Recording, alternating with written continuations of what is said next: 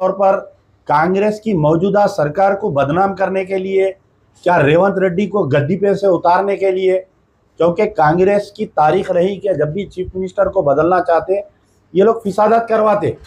तो क्या हो सकता है कि रेवंत रेड्डी के दिन करीब आ गए? तो ये कई वजूहत है।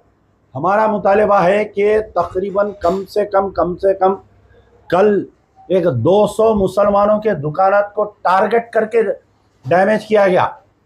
अगर दो दुकानों के बीच में गैर मुस्लिम की दुकान है तो उसको छोड़ दिए, आजुक में बाजुक में अगर दो मुसलमानों के दुकान है तो लोकल एलिमेंट्स, बाहर के एलिमेंट्स की मदद किए। ये पेट्रोल के कैनों में पेट्रोल लेकर आए। एक जो है रमेश किराना शॉप, जिसके पास आइए, खान साहब हैं, बैठिए, वो माइक इनको लगाओ,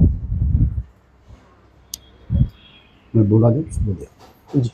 तो ये पेट्रोल कैंस कहाँ से आए, कब से इसकी तैयारी चल रही थी ये फिसाद की।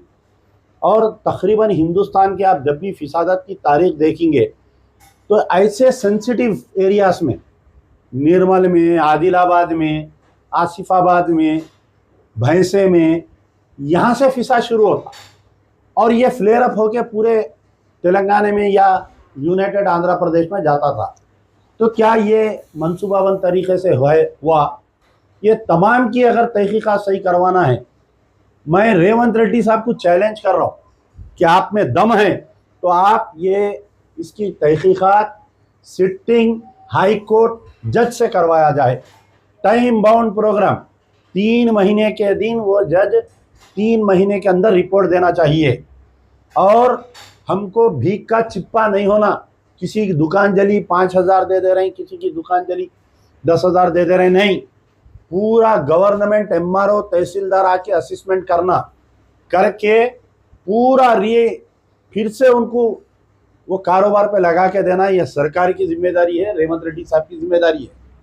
बड़े अफसोस के साथ मुझे ये कहना पड़ रहा है कि ये 8 महीने हुआ कांग्रेस की सरकार आके, हम तमाम मुसलमान बीआरएस से बदजन थे कि 9 मसाजिद को शहीद कर दिए, फर्जी एनकाउंटरों में बच्चों को मार दिए, कई ऐसे वाकयात हुए। तो तमाम मुसलमान नाराज होकर कांग्रेस को वोट दिए और कांग्रेस आने के बाद से 8 महीने के अंदर टोटल 19 फिसादात हुए। आप चाहे आपके वेलपुर, ये फिसादत का सिलसिला जो चालू हुआ, ये जो आरमूर के आगे वेलपुर है, वहाँ पर कदीम खबरस्तान है, वहाँ पर खबरस्तान में जो है रोड डालने के लिए समाजी बाइकाट चल रहा आज तक वहाँ पर मुसलमानों का। वेलपुर में मैं कई मरतबा कलेक्टर निज़ामाबाद, कई मरतबा commissioner Nizamabad, commissioner of police Nizamabad को लेटर लिखे कि आप वहाँ पर जाओ, वहाँ की जो वीसीडी है, विलेज डेवलपमेंट कमेटी है, उसको बर्खास्त करो। During the period of N T Rama Rao ये विलेज डेवलपमेंट कमेटियों को बर्खास्त कर दिया गया था। बयान देने की वजह से वो बयान को सोशल मीडिया में फिरा के, एक मिनिस्टर के बयान को सोशल मीडिया में फिरा के ये फिसाद करवाए और लोगों को जमा करे। अब बोल रहे हैं आप रेप हुआ बोल के। बोधन में आज से कुछ दिन पहले एक मुस्लिम मासूम नाबालिग लड़की का रेप हुआ, एक सिटिंग काउंसलर रेप करा गैर मुस्लिम।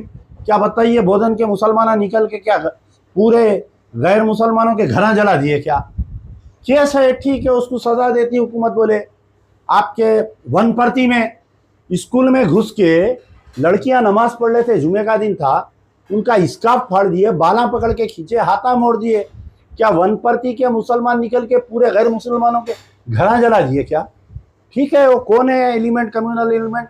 अच्छा, वनपर्ती के वाक़े में आपको सुन के हैरत हुई, आज की तारीख तक कोई गिरफ्तारी नहीं हुई। 16 दिन होने को आ रहा, 2 जुमे गुजर गए, मैं रोज चीखा मार रहा हूँ वनपर्ती के ताल्लुक से। तो ये क्या हो रहा, क्या समझ में नहीं आ रहा। क्या चीफ मिनिस्टर हुकूमत नहीं चला सक रही? क्या जो मातहत पुलिस ऑफिसर है कोई बीआरएस के कंट्रोल में है क्या अभी भी? क्योंकि 10 साल उन्होंने हुकूमत करे। क्या हो रहा, क्या ये किस्सा? ये डीजीपी के कंट्रोल में नहीं है। कंट्रोल आप देखिए, वनपर्ती में अभी तक गिरफ्तार नहीं करे, कितनी शर्म की बात है बताइए।